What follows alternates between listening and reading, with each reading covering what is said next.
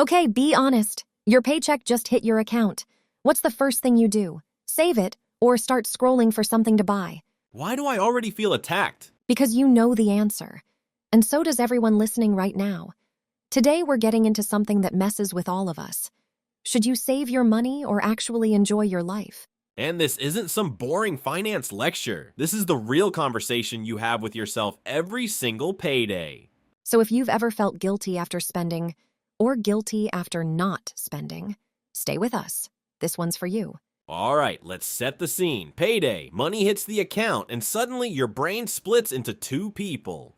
Exactly. One side is like, okay, this month we're saving. New budget, new me. Discipline starts now. And the other side is like, you worked hard. You deserve a little reward. Just one thing. And that one thing turns into three things by Friday. Always. And this is what we call an impulse purchase. That's when you buy something suddenly, no plan, just pure feeling in the moment. Like you went to Target for toothpaste and came back with a lamp, candles, and a blanket you didn't need. Why is it always a lamp? I don't know, but it is. Anyway, here's the thing. Impulse purchases aren't really about the item. They're about the emotion. That's a good point. Sometimes you're not buying a thing, you're buying relief. Like, today was awful. Let me feel good for 10 minutes. And then tomorrow you wakes up and says, why did we do that? Present you and future you are always fighting. Always. And that fight has a name, delayed gratification. It means saying no to something small now so you can get something better later. Like skipping the new shoes this week because you're saving for a trip next month. Exactly. But here's why it's hard. Being smart doesn't stop you from being tired. Wow, that one sentence explains like half of adult life. Right?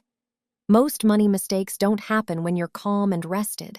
They happen when you're stressed, exhausted, or emotionally done. And then comes the classic move. You spend first, and then you justify the expense after. Yes, to justify an expense means you come up with a smart-sounding reason after you already decided with your feelings. Like, I didn't buy this $200 jacket for fun. It's for networking. This dessert isn't dessert. It's emotional recovery. I've used that one multiple times. I know you have. But now let's be fair to the other side. Because saving isn't always about fear. Sometimes saving is really smart. Yeah, and I learned that the hard way. A while back, I had one of those months where everything went wrong at once. A bill came late, my car needed a repair, and then a family thing popped up. The full stress package. Exactly. And that's when I finally understood why people talk about having a financial cushion. That's extra money you keep aside, like a safety net for emergencies or surprises. And it's not just about the money. When you have that cushion, your brain works better. You make calmer decisions. For real. And there's that old phrase, save for a rainy day. It just means put money aside for tough times because problems never warn you before they show up. They really don't. And another phrase that sounds boring but actually helps, live within your means. It means your lifestyle matches what you actually earn. Not what Instagram says you should earn. Exactly. Social media has people thinking they're behind when they're actually doing fine. So saving for me isn't about being boring. It's about peace. It's about not panicking every time something unexpected happens. Okay, but now let me push back on the saving side a little, because some people save and save and save and forget to actually live. That's true, and honestly, that can be just as much of a problem. If all you do is save, life starts to feel like you're just waiting for someday, and someday keeps moving.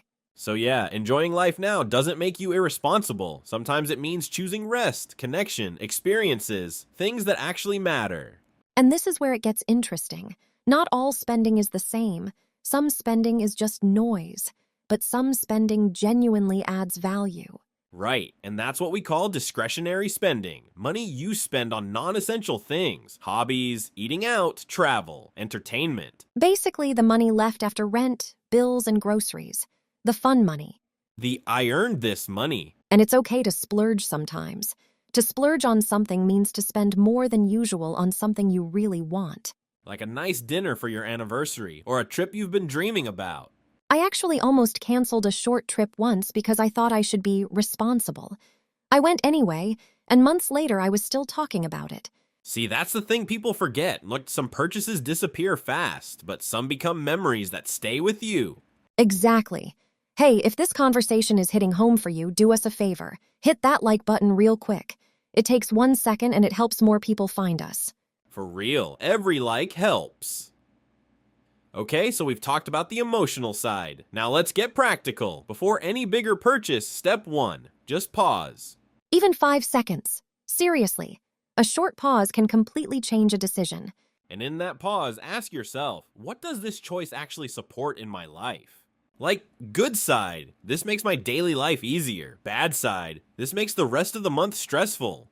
And here's one more concept that really helps. Opportunity cost. That's what you lose when you choose one thing over another. So if you blow your budget on random online shopping, the opportunity cost might be that trip you wanted or that course you've been eyeing. So don't let your mood make all your decisions. Give your brain a second to think. Now let's do some quick-fire real-life ones. Daily coffee from a cafe. Worth it or waste? One coffee isn't the problem. The pattern is the problem. Exactly. Next, upgrading your phone when the old one still works. Ask yourself, is this a tool upgrade or a mood upgrade? If your phone actually affects your work, maybe it makes sense. If you're just bored and want something new, wait a week. If you still want it after 7 days, at least the decision is real. Travel? I'm biased, but yes, if it's meaningful and planned and doesn't destroy the next 3 months of your life financially. Memories shouldn't become monthly suffering. Put that on a poster. And one more, spending on learning, a course, coaching, books. That stuff can change your future and people underestimate it. That's a great example of values-based spending. It might feel expensive now, but the cost of not learning could be way bigger later. Now, one more important thing we need to say, not everyone's version of this debate is the same. Right. Some people aren't choosing between save for vacation or buy new shoes. Some people are trying to make ends meet. That means having barely enough to cover basic living costs. And for them, enjoy life might mean one small treat after a really hard week, and save money might mean putting aside just a tiny amount and being proud of that. And that matters. A small saving is still progress. A small joy is still human. So this conversation should never become judgment. It should become awareness. Awareness of your reality, your values, your habits, and your priorities. Because the goal isn't to copy someone else's money style. It's to build a life where your choices support both stability and happiness. So maybe the real answer isn't save or spend. Maybe it's protect your future without forgetting to live your present. That's the kind of balance I can respect. Even as a proud spender? Especially as a proud spender. All right, now let's slow it down and go through the key words and phrases from today. This is your word tour. Listen carefully, repeat out loud, and think about how you'd use these in your own life. First one, impulse purchase. An impulse purchase is when you buy something suddenly without planning, just because the feeling hits you. Example. I went to the store for one thing, and the jacket was a total impulse purchase. Or, I'm trying to cut down on impulse purchases, especially late at night. Repeat after me. Impulse purchase. Impulse purchase. Good. Next, delayed gratification. This means choosing to wait for a bigger reward instead of taking a small one right now. Example. Saving for that trip instead of buying random stuff, that's delayed gratification. Or, building good habits takes delayed gratification, not instant results. Repeat, delayed gratification. Delayed gratification. Next, justify an expense. This means giving a reason why your spending was smart, usually after you already spent the money. Example. He tried to justify the expense by saying the laptop was for work. Or, I don't need to justify every expense, but I want to be honest with myself. Repeat, justify an expense. Justify an expense. Now, financial cushion. This is extra money you keep aside for emergencies like a safety net. Example. Having a financial cushion helped me stay calm when my car broke down. Or, even a small financial cushion can make life way less stressful. Financial cushion. Next, discretionary spending. This is money you spend on non-essentials, hobbies, eating out, travel, fun stuff. Example. Most of my discretionary spending goes to concerts and coffee. Or, when money's tight, discretionary spending is the first thing I look at. Repeat, discretionary spending. Discretionary spending. Now, live within your means. This means your lifestyle matches your actual income. You're not spending more than you earn. Example. She started living within her means and finally felt less stressed. Or, living within your means doesn't mean no fun. It means smarter choices. Repeat, live within your means. Live within your means. Next, splurge on. This means spending more than usual on something special you really want. Example. We decided to splurge on a really nice dinner for our anniversary. Or, I don't splurge on clothes, but I always splurge on travel. Repeat, splurge on. Splurge on. Now, weigh the pros and cons. It means thinking about the good side and the bad side before making a decision. Example, before quitting her job, she weighed the pros and cons carefully. Or, we should weigh the pros and cons before making a big purchase. Repeat, weigh the pros and cons. Weigh the pros and cons. Next, opportunity cost. This is what you give up when you choose one thing over another. Example. The opportunity cost of spending everything on small stuff might be missing a bigger experience later. Or, they have the opportunity cost of saying yes to everything is usually your time and energy. Repeat, opportunity cost. Opportunity cost. And last one, make ends meet.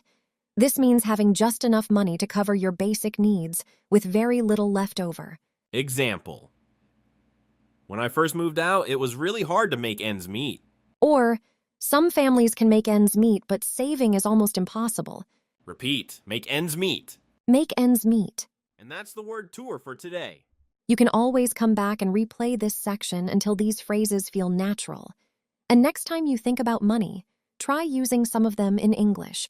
All right, before we go, leave us a comment. Tell us, are you more of a saver, a spender, or somewhere in between? And what's one thing you never regret spending money on? If this episode helped you, subscribe, turn on notifications, and share it with someone who fights with money decisions just like you do. Take care of your money, your mind, and your English. This is Maya. And this is Cole. And you've been listening to Speak English Lofi. See you in the next one.